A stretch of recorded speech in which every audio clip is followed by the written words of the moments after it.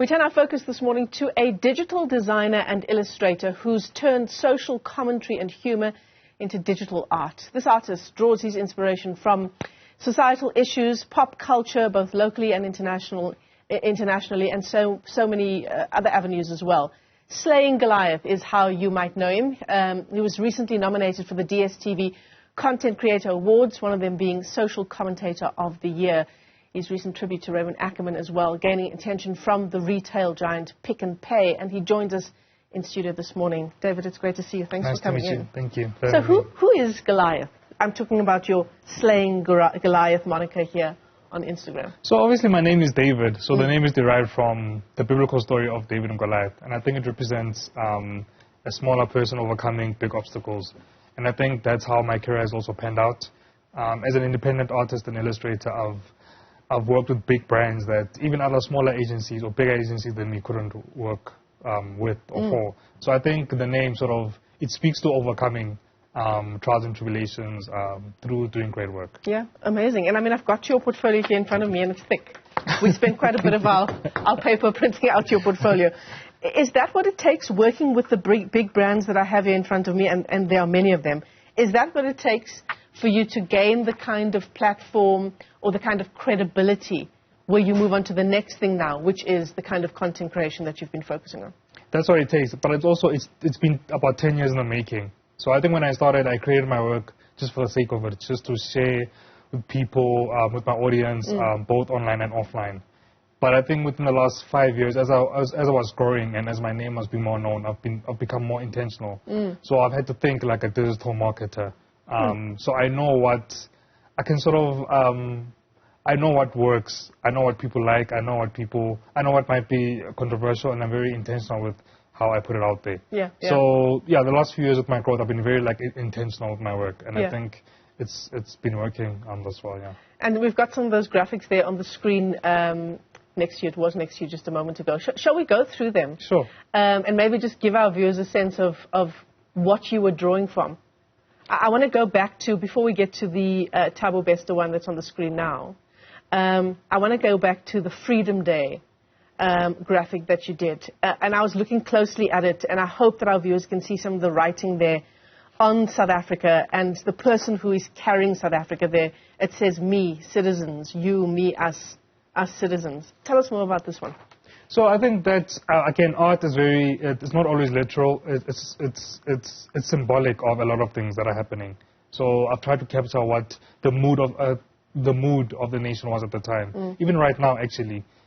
So you see Cyril Ramaphosa there, our president, sitting down, like pondering. The light bulb is off, meaning he has no ideas. That's usually, now that you're saying it's the first time I'm seeing that the light bulb is off. But also, it's two ways. It's load shedding also. Yeah. There is no light.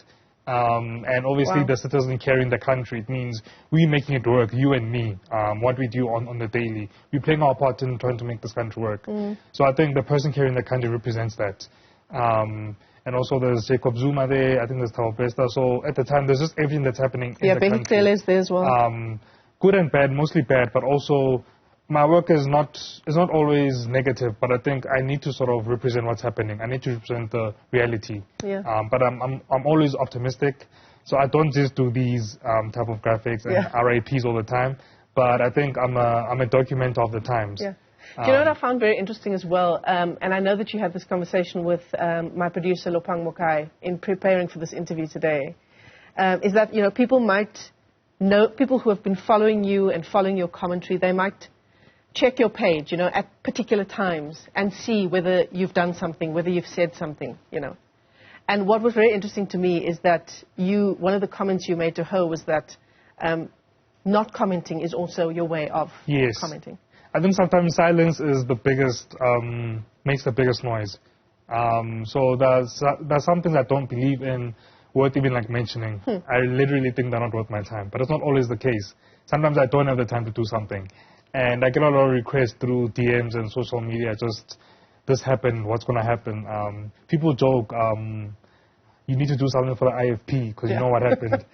I have my own personal views, and again, it stems from my research of our country, the history, the political sort of like violence and everything. So some things I tend not to touch because they just hit too close to home. And yeah, like I said, I think silence is the biggest sort of noise.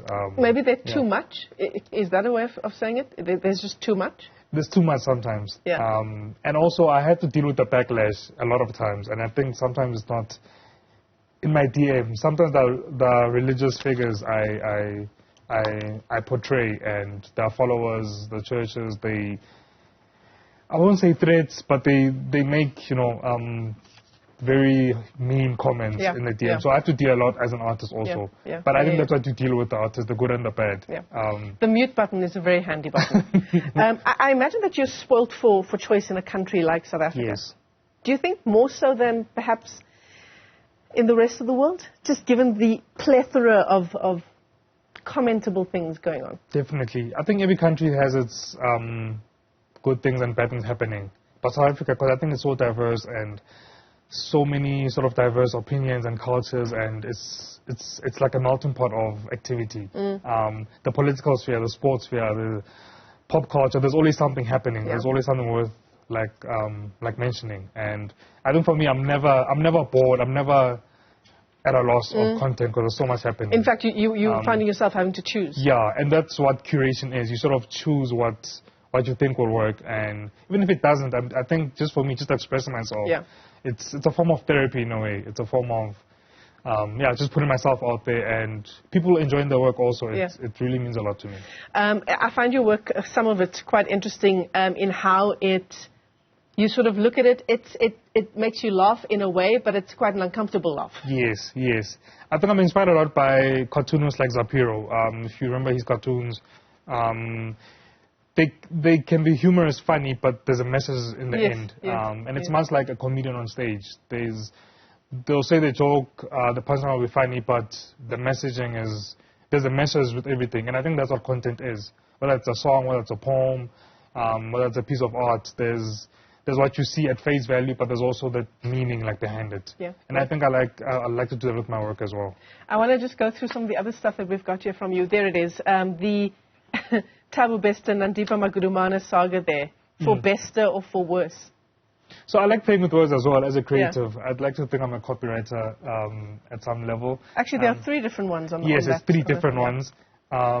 So again, sometimes there's just so much happening, like you said, where I'm spoiled for choice. So I try to sort of I try to put as much as possible in one infographic as possible. In my pop culture style, like bright colors.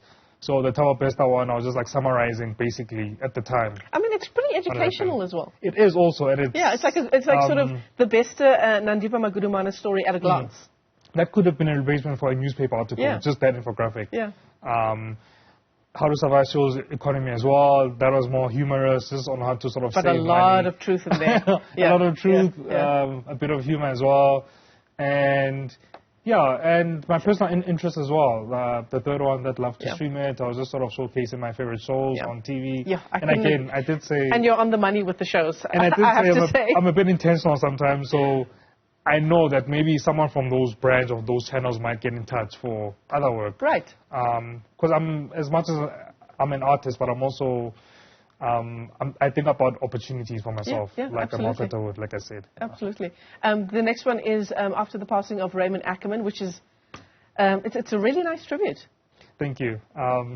People say sometimes the most simple ones are the most iconic and most memorable. Because you recognize it immediately, right? When you look at it, you think Pick and Pay. Yes. Yeah. But it's also, I think, credit to the marketing team, credit to the people who created the original logo.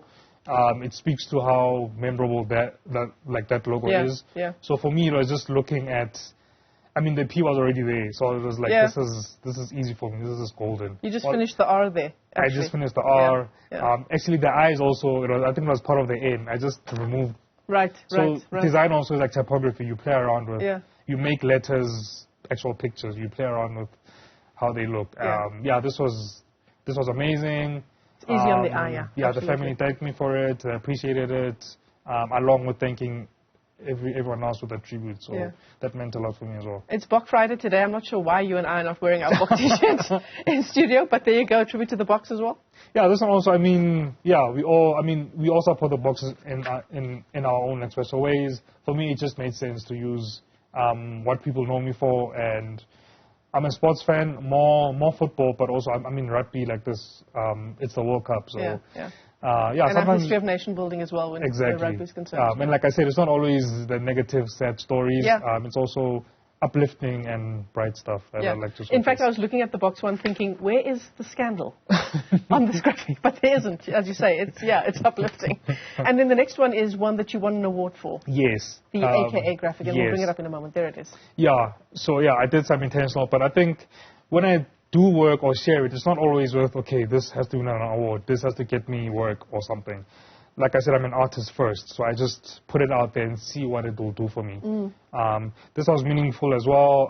Again, the family thanked me for this. And these are lyrics that you've used too? So these are songs. These are some of his songs that I like my favorite tracks of his. So I literally made a portrait out of them. Yeah, that's beautiful. Thank you. Yeah, so this meant a lot for me because I think AK is, I'm not a rapper, but as a creative, he's one of my biggest idols and inspirations. Yeah. Just on how he conceptualizes his work, So what are you working on now? What's sort of on your radar? There's so much in the pipeline, and unfortunately I can't say. It's one very big brand and one very big musician. I think October, November, you guys, you have to follow me. You have to check it out on my Instagram page. But I can't say anything You else. did say you were also a marketer. So, I want to ask you about, for people and young people who are watching this, who have this kind of interest, who have been onto your page and said, wow, this is the kind of work that I want to do. Maybe they're good at drawing. Maybe they're good at just content creation. What would be your advice to them on how to get there? I think social media, I think the time is now just by sharing whatever, you can open the doors for so many opportunities. I think when I started out, I sound old, like 10 years ago, I was 24 years old. When I started out, the opportunities weren't as much. I think Instagram was just really starting to bubble under, but that's when I started posting my work with the intention to sort of reach people. So it's a long game. It took me, I'll say 10 years in reality, but for someone starting out now, it could be 5 years or even shorter. Just use social media intentionally. Know how to use it. Yes, know how to use it. Instagram doesn't need to be a picture of your food or holiday. It can be your interest in a crafted way. Selfie that you've taken on your page. Yeah, absolutely. So just use your social media channels wisely and showcase your work. David, it's been great talking to you. Thank you so much for coming into the studio. Thank you so much for having me.